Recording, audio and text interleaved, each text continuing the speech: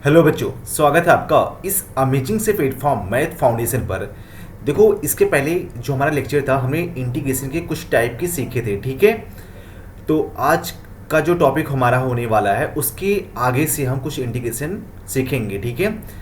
चलो फिर स्टार्ट करते हैं, ठीक है। बाकी आप मेरे बारे में यहाँ से पढ़ सकते हैं, ठीक है। चलो फिर स्टार्ट करते हैं, अब लग जाते हैं, हम कुछ क्वेश्चन सॉल्व करते हैं, ठीक है। अब देखो, जब हमारे पास में ना इनवर्स फंक्शन होता है इसमें, ठीक है, तो जो हमारा अंदर वाला टर्म होता है, अगर बाहर tan है तो अंदर भी tan फॉर्म करो, अगर बाहर cos है तो अंदर भी हमें cos फॉर्म करना होता है, ठीक है।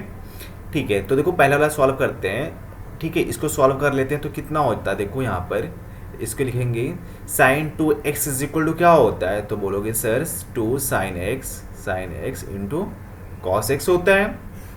अब यहाँ से cos 2x का फार्मूला हम यूज़ करेंगे 1 को एलिमिनेट करने वाला, तो क्या होता है 1 तो सेम रहेगा, फिर होता है 2 cos स्क्वायर एक्स माइनस 1, ठीक है। यहाँ से 1 और 1 कैंसिल आउट हो जाएगा, क्या मिल जाएगा यहाँ से 2 sine x into cos x मिल जाएगा, नीचे 2 cos स्क्वायर एक्स मिल जाएगा, ठीक है। 2 से 2 कैंसिल आउट हो जाएगा और यहाँ से क्या मिल जाएगा, cos से cos कट जाएगा, क्या मिल जाएगा tan मिल जाएगा ना। तो यहाँ पर डायरेक्टली क्या लिख सकते हैं tan x, ठीक है। तो देखो जब इसका इंटीग्रेशन करेंगे तो ये हो जाएगा tan इनवर्स x और अंदर क्या मिला है tan x मिला है, ठीक है। आपने इनवर्स ट्रिग्नोमेट्री फंक्शन में पढ़ा होगा कि tan inverse tan x is equal to किसके होता है, तो बोलोगे सर x के होता है ना। तो डायरेक्टली हम इसको क्या लिख सकते हैं, x लिख सकते हैं, ठीक है। आप इस देखो ये फार्मूला नोट कर लो कि tan inverse tan x is equal to x, मतलब साइन भी रहेगा तब भी सेम होगा, कॉस भी रहेगा तब भी, मतलब साइन इनवर्स साइन x बराबर x, फिर कॉस इनवर्स कॉस x बराबर x हो जाएगा, ठीक है। तो देखो x मिल गया इसकी वैल्यू और यहाँ पर dx लिखेंगे। अब तो हमें पता है ना x का कितना होता है, तो बोलोगे सर एक्स स्क्वायर अपॉन 2 हो जाएगा प्लस c मिल जाएगा, ठीक है। अब देखो इस वाले क्वेश्चन को कैसे सॉल्व करेंगे, यहाँ पर आप लिखोगे इंटीग्रेशन कॉस इनवर्स।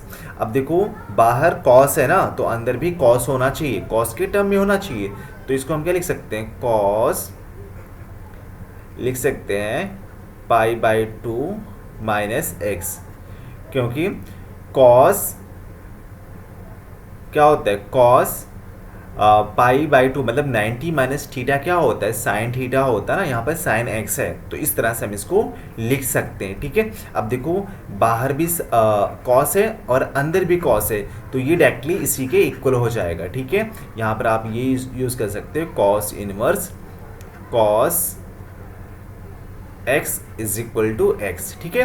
तो यहाँ पर क्या हो जाएगा, integration pi by 2 minus x हो जाएगा, ठीक है, और यहाँ पर हम dx लिख सकते हैं, ठीक है। अब देखो जब हम सेपरेट करेंगे ना दोनों को, मीन्स इस तरह से पाई बाई 2 dx हो जाएगा माइनस x dx, ठीक है। तो पाई बाई 2 क्या है, कांस्टेंट टर्म है, तो इसका इंटीग्रेशन क्या हो जाएगा, पाई बाई 2 तो बाहर जाएगा और dx का x मिल जाएगा, तो पाई x मिल जाएगा और यहाँ पर माइनस x का क्या मिल जाएगा, x square upon 2 plus c। तो ये हमारा फाइनल आंसर आ जाएगा, ठीक है। चलो फिर आगे बढ़ते हैं। अब देखो यहाँ पर भी साइन है बाहर ना, तो अंदर भी साइन होना चाहिए, तो एक फार्मूला था कि sine 2x is equal to 2 tan x upon 1 plus tan square x, ठीक है। तो डायरेक्टली यहाँ पर हम वैल्यू पुट कर सकते हैं कि साइन इनवर्स, इसको क्या लिख सकते हैं, साइन 2x लिख सकते हैं, यहाँ पर लिखोगे साइन 2x, ठीक है, और ये dx हो जाएगा, ठीक है। अभी बताओ साइन इनवर्स साइन एक्स किसके इक्वल होगा, तो बोलोगे सर x के इक्वल होगा, और यहाँ पर x के प्लेस पे कितना है 2x है ना, तो यहाँ पर क्या हो जाएगा 2x हो जाएगा dx, ठीक है। अब 2 तो कांस्टेंट है, ये तो बाहर जाएगा, क्या मिलेगा x dx, और हमें पता है कि x का कितना होता है एक्स स्क्वायर अपॉन 2, तो क्या मिल जाएगा 2 x square upon 2 plus c, 2 से 2 कैंसिल आउट हो गया, फाइनली क्या मिल जाएगा एक्स स्क्वायर प्लस सी मिल जाएगा, ठीक है। चलो इस वाले क्वेश्चन को सॉल्व करते हैं। देखो यहाँ पर एक फार्मूला होता है कि इंटीग्रेशन एक्स क्यूब 8 को हम क्या लिख सकते हैं, 2 का क्यूब लिख सकते हैं ना, ठीक है। इसके बाद में x माइनस वन और नीचे क्या हो जाएगा x square minus two x plus four हो जाएगा। ठीक है, अब देखो a cube minus b cube क्या होता है, a cube minus b cube, but यहाँ पर प्लस है तो हम प्लस बी क्यूब करेंगे। ठीक है, is equal to a plus b और यहाँ पर a square minus a b और प्लस बी स्क्वायर। ठीक है, तो देखो जब हम यहाँ पर इसको सॉल्व करेंगे तो पहले क्या हो जाएगा, a plus b means x plus two हो जाएगा, x प्लस टू। ठीक है, और इसके बाद में a square means x square और minus a b means x और 2 को मल्टीप्लाई करेंगे तो माइनस टू एक्स हो जाएगा और प्लस बी स्क्वायर मीन्स 2 का स्क्वायर करेंगे तो 4 आ जाएगा। ठीक है, और x माइनस वन तो ऑलरेडी है, इसके बाद हम लिखेंगे x square minus two x plus four. ठीक है, अब देखो ये टर्म कैंसिल आउट हो गया ना, तो हमें क्या मिल जाएगा, इंटीग्रेशन x प्लस टू और x माइनस वन को जब मल्टीप्लाई करेंगे तो क्या मिल जाएगा, x square plus x minus two मिल जाएगा। ठीक है, जब आप इसको मल्टीप्लाई करोगे तो ये मिल जाएगा। ठीक है, अब यहाँ पर dx, अब देखो x स्क्वायर का इंटीग्रेशन कितना होता है, तो एक्स क्यूब अपॉन थ्री और x का x square upon two, x square upon two और 2 का क्या हो जाएगा माइनस टू, कांस्टेंट टर्म है इसके साथ में x नहीं है तो dx क्या हो जाएगा, सिर्फ x मिल जाएगा और प्लस c मिल जाएगा। ठीक है, तो ये हमारा आंसर मिल जाएगा। ठीक है, चलो फिर आगे बढ़ते हैं। अब देखो ये वाला क्वेश्चन इसको कैसे सॉल्व करोगे, तो देखो इसको भी सॉल्व करने का इजी मेथड है, वन को एलिमिनेट करो क्योंकि कॉस हाफ एंगल वाला फार्मूला क्या होता है, cos x is equal to one minus two sine square x by two होता है और दूसरा होता है two cos square x by two minus one, तो दोनों में से यूज़ कर लो। ठीक है, तो देखो वन लिखोगे यहाँ पर और पहले में हमें वन को एलिमिनेट करना है तो हम ये वाला यूज़ करेंगे ना भाई, वन माइनस है वन और कॉस एक्स की वैल्यू क्या हो जाएगा, one minus two sine square x by to हो जाएगा। ठीक है, और इधर क्या हो जाएगा, इधर हो जाएगा हमारे पास में हाँ इधर हो जाएगा नीचे one plus two cos square x by two minus one, देखो माइनस वन से ये कट गया, जब हम ब्रैकेट को ओपन करेंगे ना ये माइनस हो जाएगा ये प्लस हो जाएगा तो ये में ये मिल जाएगा। ठीक है, और यहाँ पर dx रहेगा तो इस तरह से लिख सकते हैं, ये प्लस हो जाएगा two sine square x by two और नीचे two cos square x by two और dx, टू से टू कैंसिल आउट हो गया, ये हो जाएगा tan, है ना, क्या लिखोगे, tan square x by to dx। ठीक है, अब देखो tan स्क्वायर का हमें नहीं पता होता ना तो हम क्या लिखते हैं, हम ये लिखते हैं कि sec square x by two minus one लिखेंगे और यहाँ पर dx कर देंगे। ठीक है, अब हमें पता है कि सेक स्क्वायर एक्स का क्या होता है, tan होता है ना, तो यहाँ पर tan x बाई टू कर देंगे। ठीक है, अब देखो जो यहाँ पर x का कोएफिशिएंट होगा, ठीक है, यहाँ पर x का कोएफिशिएंट कितना है, x का कोएफिशिएंट 1/2 है ना, मीन्स देखो अगर हम x बाई टू को क्या लिख सकते हैं, x बाई टू को x इंटू 1/2। ठीक है, तो x बाई टू मतलब जो भी x का कोएफिशिएंट होगा, ठीक है, उससे यहाँ पर क्या करना होता है, डिवाइड करना होता है। ठीक है, तो यहाँ पर हमें क्या करना होगा, 1/2 से डिवाइड कर देंगे। ठीक है, और माइनस इसमें क्या हो जाएगा, x वन का x मिल जाएगा प्लस c। ठीक है, अब यहाँ पर क्या हो जाएगा, टू ऊपर जाएगा तो two tan x by two minus x plus c मिल जाएगा। ठीक है, तो ये हमारा रहा। इसका क्वेश्चन नंबर 6 का इसका आप कमेंट में बताओगे इसका आंसर कितना होगा और इसको आप प्रैक्टिस कर लेना। ठीक है, चलो फिर आगे बढ़ते हैं। अब देखो इस टाइप का क्वेश्चन होता है तो हम कैसे सॉल्व करते हैं, यहाँ पर दिया है कि f इसका डिफरेंशिएशन कितना दिया है, x minus one upon x square और हमें f1 की वैल्यू 2 दिया है तो हमें fx बताना है। ठीक है, तो मैंने बताया था कि अगर हमारे पास में ये होता, देखो जब बेसिक कॉन्सेप्ट था कि अगर f डैश x है, ठीक है, अगर हम इसका इंटीग्रेशन कर देते हैं, ठीक है, इंटीग्रेशन कर देते तो हमें क्या मिल जाता था, फंक्शन मिल जाता था। ठीक है, प्लस c। ठीक है, तो सेम इस टर्म को हम इंटीग्रेशन कर देंगे और हमें एफ एक्स मिल जाएगा, ठीक है। तो डायरेक्टली आप इसी फार्मूले में पुट करो और एफ एक्स, ठीक है। तो यहाँ पर क्या हो जाएगा कि एफ डैश एक्स, ठीक है। अब देखो यहाँ पर लिखोगे इंटीग्रेशन एफ डैश एक्स और यहाँ पर d x is equal to क्या होता है, एफ एक्स और प्लस सी होता है। और एफ डैश की वैल्यू कितना है, एफ डैश की वैल्यू है x minus one upon x square, ठीक है। अब इसके बाद में यहाँ पर हमें इसका इंटीग्रेशन करना होगा और यहाँ पर एफ एक्स हो जाएगा और प्लस सी मिल जाएगा, ठीक है।